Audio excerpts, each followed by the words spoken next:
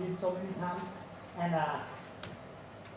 we're happy again because he promised to come to Vietnam on November 10 and 11, 2 weeks from now. So my challenge with the whole Africa, how the next 6 months, Africa or Vietnam bring the most number of merchants on the new sector. Okay, this is right. I said, come here. You have to promise with me. Yeah, we will make a competition for the next 6 months. Uganda, whatever here in Africa, right? You can sum together. Can we beat Vietnam? Yes. Can we beat Vietnam? Yes. Can we beat Vietnam? Yes. We have 6 months to beat Vietnam. After 6 months, who bring the most merchant on the new sector platform will be win. Is that okay, right? Yes. Okay. Let us do a deal. After 6 months, Vietnam and Uganda. Whoever will have a big deal, we will request Duncan to go there. Okay, that's good. Okay. So let us win and bring Duncan again. Yeah, that's good. So thank you so much, and to focus for this afternoon, we will learn a lot and apply in our business. So thank you, and good luck for everybody. Thank you. Thank you very much, ladies and gentlemen. Simon Lee, the crown diamond of the company. Please give them a good round of applause. Thank you very much, Mr. Simon Lee. I think you are beating Vietnam to this. Isn't it? Yes. I greet you, One Life members. My name is Festo. Let me take this opportunity to invite King James to give us a word in cryptocurrency as how we are here.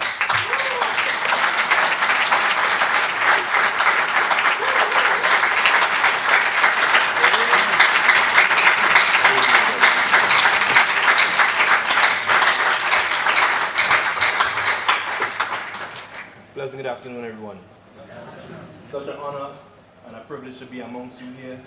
I'm very, very excited and happy to share a little bit of the information that I have and I possess. Duncan will be coming to train soon, so I want to kind of give a little prelude to what he's going to share. So he's going to come and speak about the deal shaker. And I hold the deal shaker concept very near to my heart for numerous reasons. But one of the main reasons why I hold the deal shaker concept so near to my heart is because it's part of the ecosystem.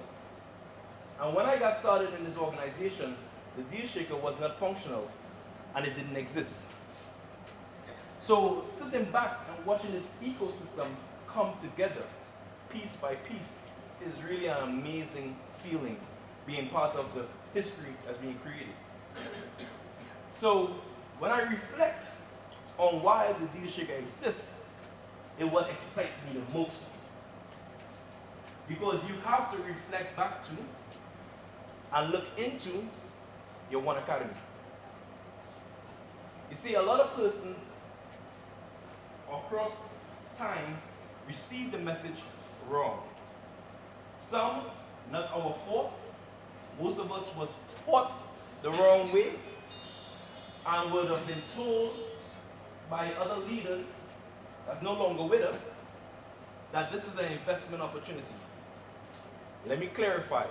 Being part of the new generation leadership and part of the new generation of teaching that's being taught by the One Life community, what they want us to make sure we share is to keep the main thing the main thing. And the main thing about this concept is education. We do not sell investment packages. We sell educational courses. We are a company that sells education.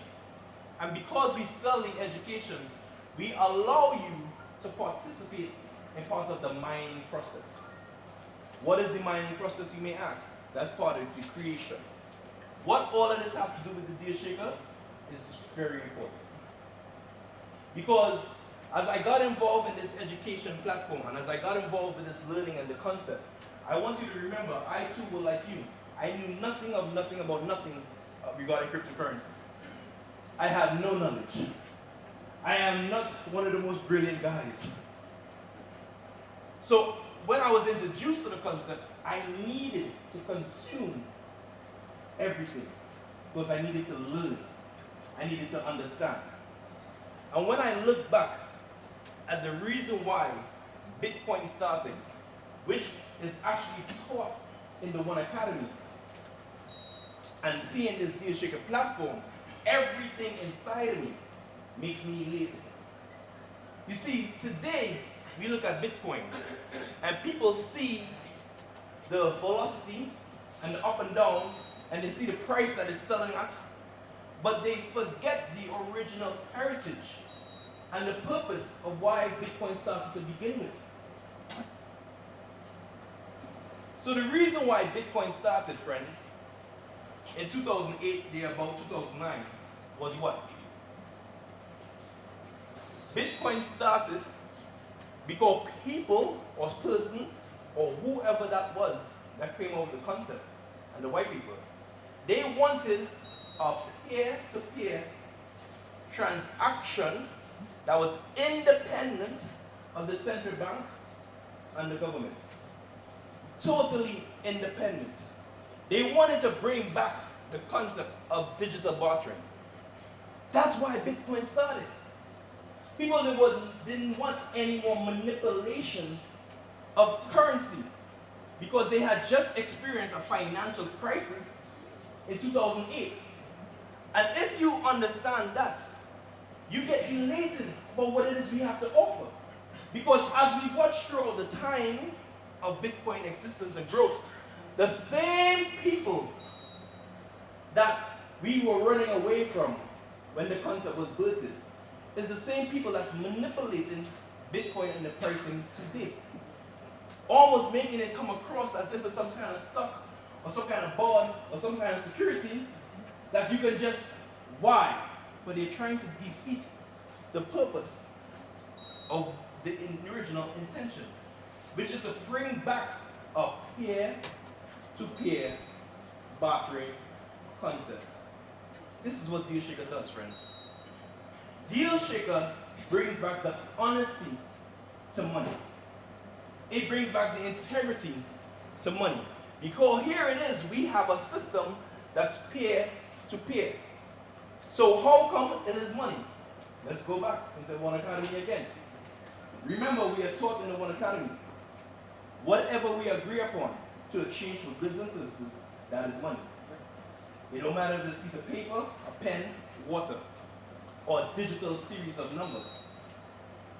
It is money because we agree upon it. So on the Deal Shaker platform, we agree, all who participate with that particular merchant, that whatever we exchange here for goods and services, it is money, friends. So this is a reason why Uganda and the whole of Africa have to participate in getting every single person on the platform. Because if you agree that is money amongst you, how could any other force or institution try to tell you that it is not? You agree that it is value to you. And if you create enough people with the education and the concept of what value is, you cannot be defeated. We can create and shape a better world. We can create a fair exchange. And I learned that old saying by some friends. They said a fair exchange is never a robbery. And what we want is fair exchange. Is that okay?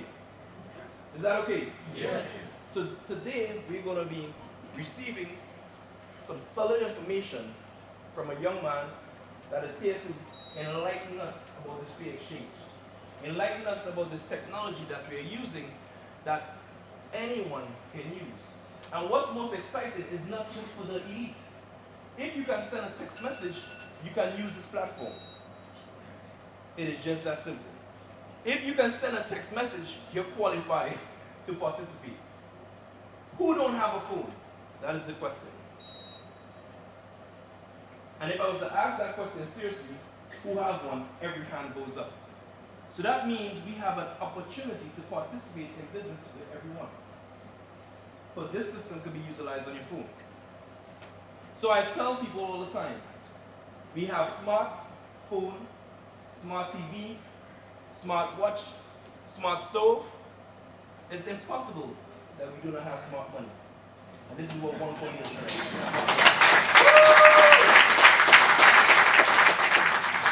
So with that being said, I want to take the opportunity to invite Azad back up. Could we welcome the leader that's organizing this event? Let's give a big round of applause for being here. Big. Before we move to the main attraction of this event today, let me thank all the people who has worked to manage this event successfully. Kasule Losula, Mr. Fred, thank you very much, Mr. Fred, for participating in everything. Mr. Obed, Mr. Hamza, Don Mombasa, and Festo again. Please give them a round of applause. Now, ladies and gentlemen, why we are here? We want to learn from the best of the best. We want to learn from the person who is creating this. Are we excited? Yes. Are we excited? Yes. It's very minimum. Are we excited? Yes. Are we excited? Yes. Are we ready to learn? Yes. Please welcome on the stage Project Manager Dean Shekhar, and as we say, GLD Inner Circle member, Mr. John Houghton.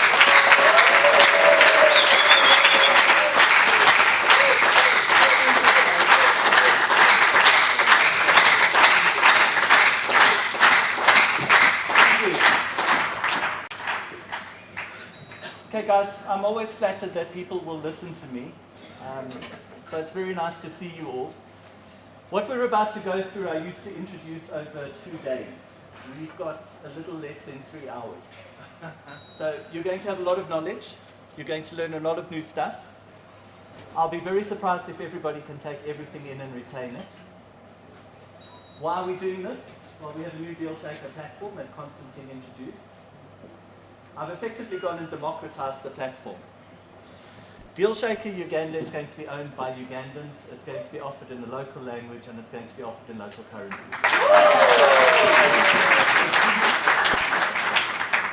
Even better, you're going to be incentivized for turning on merchants. So if you go through the pain of signing up a car dealership, you get paid for it. In real fiat and in cryptocurrency. Now obviously this is a very big responsibility. I've effectively taken the keys of my platform and opened it up to the entire network. I've done this by offering franchises. So Festo and Assad are going to carve up Uganda. There is enough piece of pie for everybody here, and the last thing I want to see is network politics. Everybody can benefit from this, and this is the future of our network. Well, as far as I'm concerned anyway. So, why do we do this training? Our cryptocurrency is unique, or at least was unique, but has been copied very many times in the past because of it. Because the KYC information is embedded into the blockchain. A cryptocurrency is only as good as its blockchain, and its blockchain determines just how accepted it is in the market. Now, if we say that our KYC is right, our KYC has to be absolutely integrally right. So, if I allow you to sign up merchants, if I allow you to approve deals, I need to be able to trust yourself and myself that you know to keep the blockchain clean and to keep Deal Shaker clean. There's no room for error in this. We don't often always get the best press, although that will change. So let's try and keep it as safe and as sane and as absolutely integral as we can. Some of the stuff is very boring. I like to keep it interactive. If you have a question, stand up and walk to the corridor. We can't have too many questions, but the questions are often the most revealing parts of what we go through. Okay, so notes on the new platform. If you can use Facebook, you can understand the new platform. I've designed it so that it is completely easy to grasp. There will be tutorials. As I said, we're going to try and include as many languages as we possibly can, and we are going to up the support so that everybody's a lot happier. Wow, that's quite a difference. Is that better? Yes. Okay. Well, I'm not repeating anything, so. All right, deal shaker compliance. As King James said, deal shaker has become something of a big deal. It's become a complete lifestyle. It's become my complete focus. I was there from the start. Deal shaker is unique in terms of what it does.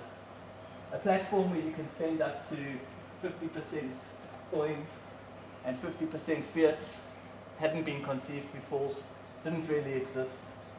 Oh, and by the way, in the new platform, you can play with those percentages too. You can accept 10% coin, 90% fiat.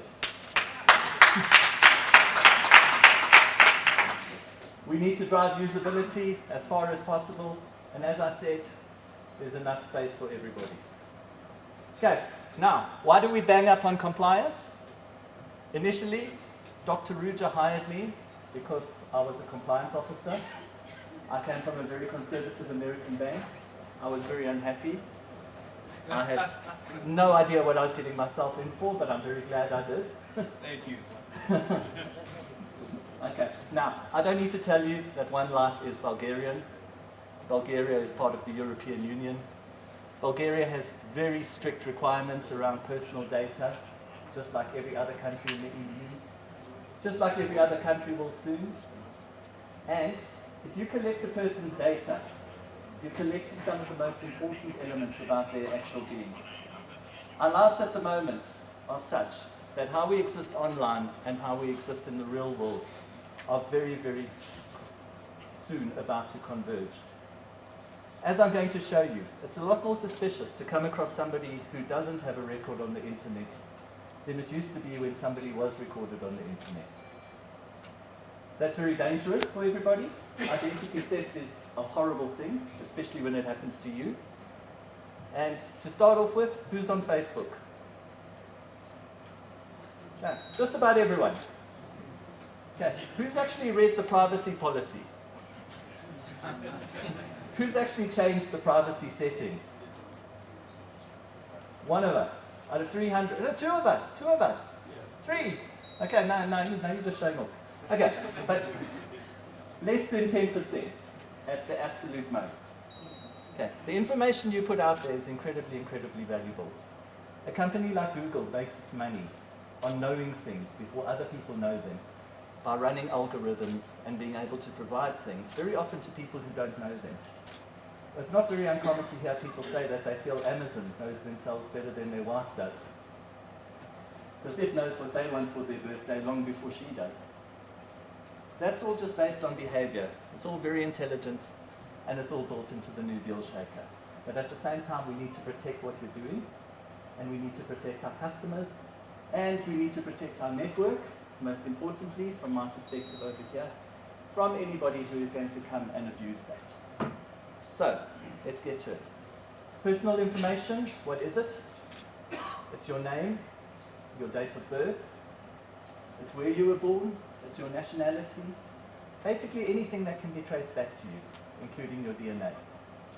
All of this stuff is protected in terms of the new regimes around data privacy and regulation.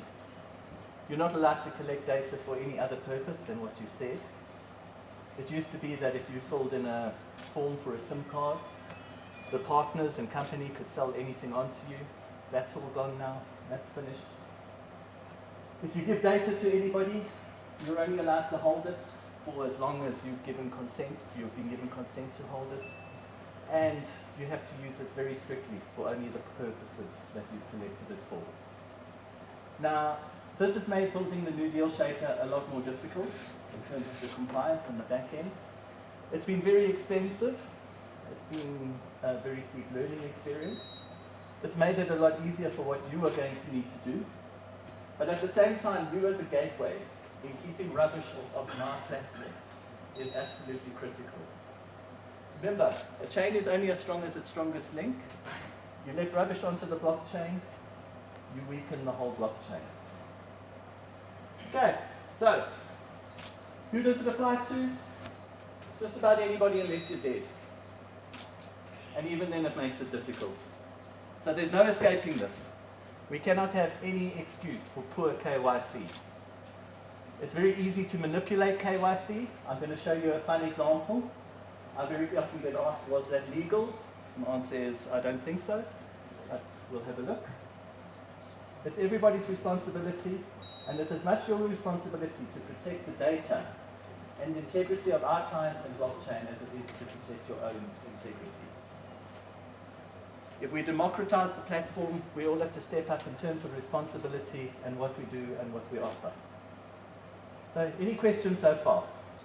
It gets a little more fun, then it gets boring again, then it gets fun, then we finish. So I'm just warning you now. Alright, so if you want to look something up on the internet, generally what you do is you go to Google. Google or any other search engine will only give you about 10% of what's out there on people. You need to look elsewhere. So I've collected a whole lot of resources where you can go and look out for what people are doing. The basic rule is that if you live in the European Union or you live in North America or some parts of Asia, your entire life is open to scrutiny. You can look up just about anything to do with anybody. In the US, in some states, you can even look at who had a traffic violation ticket for what and when. There's just no excuse for not knowing. So these tools are available to you. East Africa has brilliant internet connectivity. I'm sharing them with you, and you will get copies of all of these slides. So go and use it.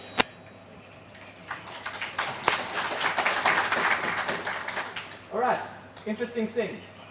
If you run a legal entity, it's on the internet somewhere. Even if it's only on Facebook. Be very suspicious of somebody who wants to deal shaker who does not have any internet presence. It's almost unheard of these days. Okay, of course the resources differ from country to country and place to place. But the thing about data is people like to share it. And with a bit of searching, you can pick it up all free and legal. And it's a lot of fun. So, if it's fun, if it's free, we can keep this platform clean, we can protect our blockchain, and we can make sure that KYC and compliance and everything we're supposed to do is kept at an absolute minimum to what is required in terms of the strictest law. Okay, now, questions, because I've probably lost about a few people. Anyone? No, this must be the first time I didn't have a question. Anyone? Okay, if not, we go on. Okay. Oh, here we go. Thanks. You're going to come have to meet me halfway.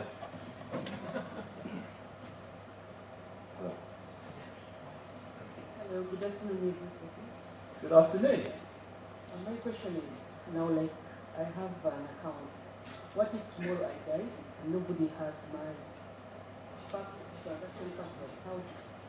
How will my family access my coins and what? Okay, that's in the terms and conditions. You can look it up. We will assist you in the case that you die and your coins or your OFCs or your tokens need to be accessed. Same as if you died and your bank account was suddenly frozen. We're obliged to help.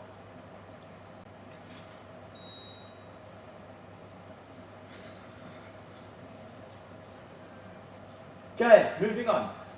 How difficult is it to steal information? It's not hard at all. We've all seen this, the famous Nigerian 419 scam. Poor Nigeria always gets singled out, not sure why, but anyway, 419 because it's part of their criminal code where people come, what's called phishing for your data. Guys, we all know it now, but we didn't always. You can't win a lottery that you didn't enter. You don't have relatives in Luxembourg who are incredibly wealthy that have the same name as you, that you've never heard of. But for a long while, there were a lot of scammers across the world of every breed, of every nationality, of just about every size and description, who managed to con a whole lot of money. What they do, and this is a real life example, is they'd send you a page, which looks very much like your bank's page, in terms of where you log on. Okay. You know it's genuine, or this one at least is, because there's a padlock symbol, and because it says HTTPS. Modern servers will often tell you now whether the site is secured or not. If it's not, don't go there. That's the real site, that's the fake site. If you glimpsed at it, would you investigate further? Probably not. Okay, from this, it takes you to somewhere on a landing page that looks like where you get your salary paid. You enter your PIN, you enter your password. 2 minutes later, your bank account is absolutely empty. And the next thing you know about it is when your direct debits start bouncing or there's no money at the ATM. Data is as easy to steal as it is valuable. And it's also as easy to steal and as easy to put onto our platform, if it weren't for these lectures and these workshops that we're doing, that just about anybody could do it. So, we move on. Okay, real life example of acquiring somebody's data. I started playing on Facebook a few years ago. I don't have a Facebook profile of my own, so don't look for me, simply because I read the terms and conditions. I wanted to see how easy it was to pick up somebody's data. So, I took a picture of my sister before she became fat, and I created a profile with her photo. This is live. This was live. Yeah, this profile's still live, actually. You can find it if you're interested. Now, the interesting thing was, when I created a fake profile as a guy, nobody sent me invites. As soon as I created a fake profile as a girl, I was suddenly flooded. So, that says a lot about how you trap people on the internet. So anyway, Lisa's photo over there, she's reasonably attractive. This is my sister, so I wouldn't really know. Put together a whole lot of fake education, said she came from Johannesburg, did everything else that needed to be done, and within minutes, this guy wants to get to know her. All right, so he didn't change the profiles on his platform. Everything he did was available to everybody. You could look up anything about him. The first thing we got was his real name. Now, South Africa doesn't have a centralized data project. You've got to go and fish around all over the place to find various sources. Uganda is more advanced than South Africa in that you have a proper national ID system that isn't full of errors. You're a lot more tech savvy. Your voters roll is top notch. But at the same time, all of that makes it easier to steal somebody's identity because you only have to go to a one-stop shop. I had to go and hunt all over the place in order to rip off this guy's ID. So, first place I go to, company's registration office. I enter his full name. It spits out every directorship or every office he's ever held in a company and gives me his national ID number. Now, in South Africa, with an identity number, you can basically do whatever you want with somebody's data. It's the absolute key to the system. With the identity number, I could look up his marital records. I found out that he was married once. He was married in Pretoria, but is now divorced. Furthermore, gave me his home address. So, everything there is to know about this guy, I now know. I can phone it, know about it. The onus is still on you in order to make sure that you've KYC people to the best of your ability and kept our blockchain and my platform clean. All right, so if a person presents a document to you, what do you look for? Who in this room hasn't handled cash? Okay, well then you're already qualified. Official documents, very much like modern money, will have a watermark. Hold the page up to the sun and it will show you some kind of detail. There might be a security thread, a little bit of fabric that runs through at some point. Fibers. Open up your passport. You'll see that every page is different and has random fibers. Protective foil. Preparations. Open up your passport in most countries or any machine-readable passport and you'll see that the number is stamped into the passport with little holes. Okay, and then again, UV reaction. This is now so good that a Norwegian passport, for instance, looks completely different under a UV light at night than it does during day. All of this, who's worked in a bank? No one, don't believe it for a second. Okay, but anyway, if you worked in a bank, you very, very soon pick up that it's very easy to tell counterfeit money apart from real money. It gets to the, well, who's handled counterfeit money? Who's been given a dodgy note? It doesn't feel right.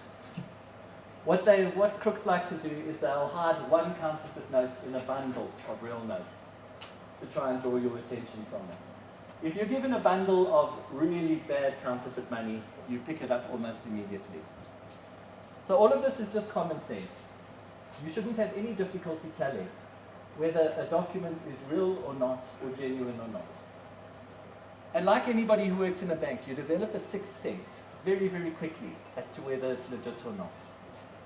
There's always something, if you're standing behind a teller, when somebody comes up to you that you know almost immediately, just because the hairs on the back of your neck stand up, or you get some kind of gut feeling that it's not right.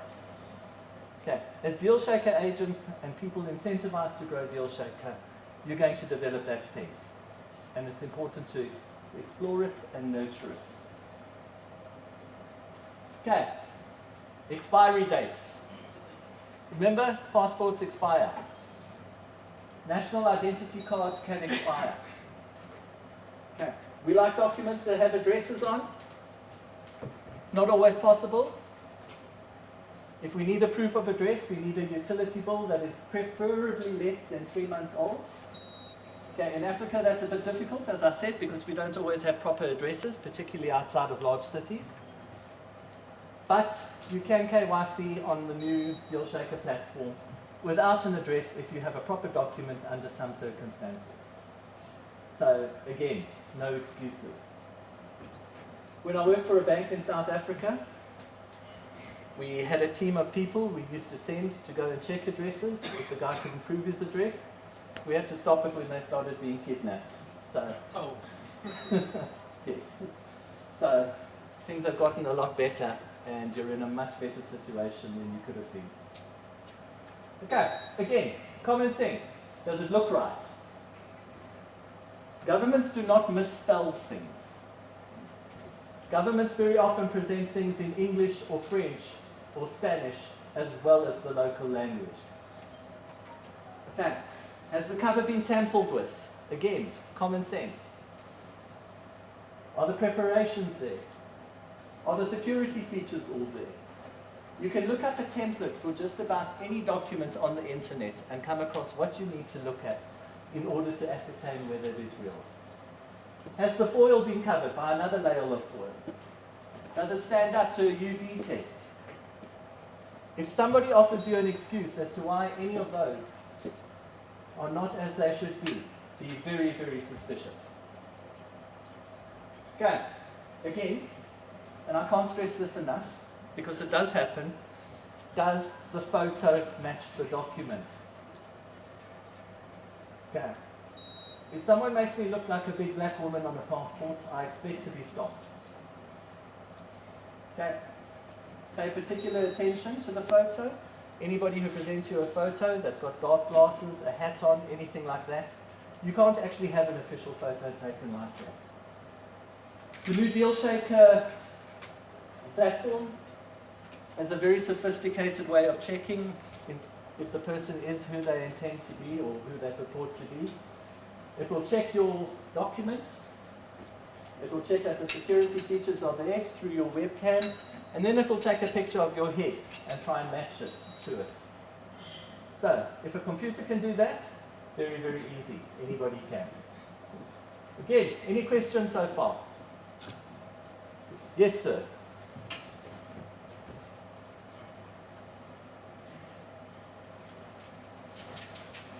Yes, thank you. You talked of that if my proper location address is not very clear, can I use the Google map?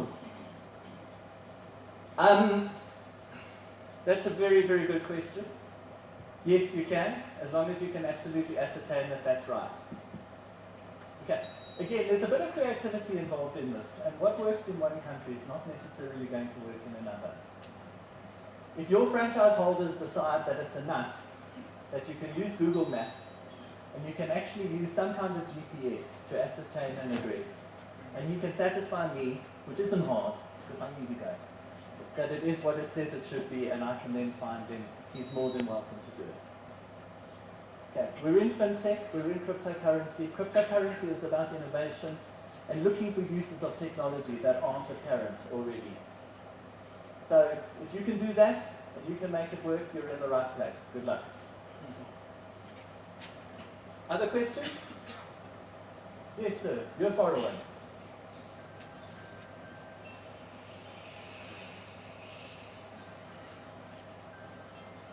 Thank you. If the merchant is not willing to give me the documents, would it be right if I use mine? No. If the merchant won't give you the documents, I don't want to see him on Deal Shaker. And if you use yours, I don't want to see you on Deal Shaker either. Good question. Feel free to ask questions. Feel free. If anyone has any question, ask him. Yeah. The questions are the most important part because they show me how you're thinking and guide me as to how I should answer your questions and what I should present next.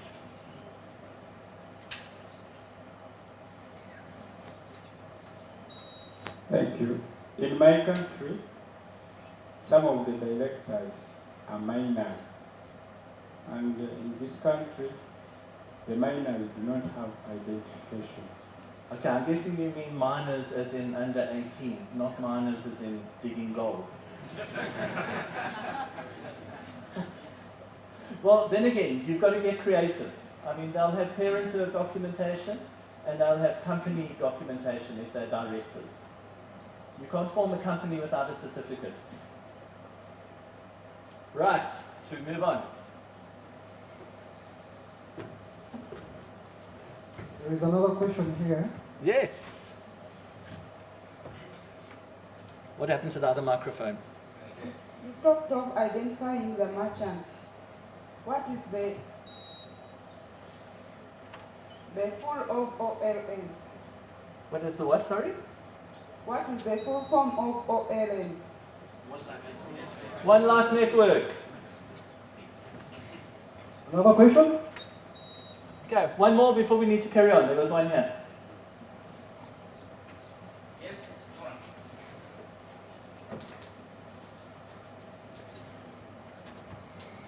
Thank you very much. The question everybody I approach is asking me in the corporate world is how safe is the Deal Shaker servers against these smart hackers? Okay, Deal Shaker, very, very good question. Deal Shaker servers, the new ones at least, are held by Amazon. So they're world class and they're backed up. So they're on Amazon Web Services, they're fine. Thank you very much. In the case of merchants with dual citizenship, it becomes very hard. You identify him today in Uganda and the next day is in Brazil. How safe are we to deal with such people? I think we're perfectly safe. I have dual citizenship myself and I like to think I'm all right. The rule typically is look for the citizenship closest to where they're operating. So if he has a Ugandan passport and is in Kampala, don't ask for his Brazilian documents. So I'm perfectly comfortable with it. Thank you. Most merchants in the country are average, and most of them do not have TIN numbers. Now, for the case of individual merchants, how does the compliance come in? Okay, we're getting to that. Remember, you can comply and register as a merchant, as a company, or as an individual. So it doesn't matter if you don't have a formal legal entity, in most instances. Scrutiny of some of these documents, like a passport and driving licenses, look like a security function. Shall we get trainings for our people to understand the limits of getting into those qualities?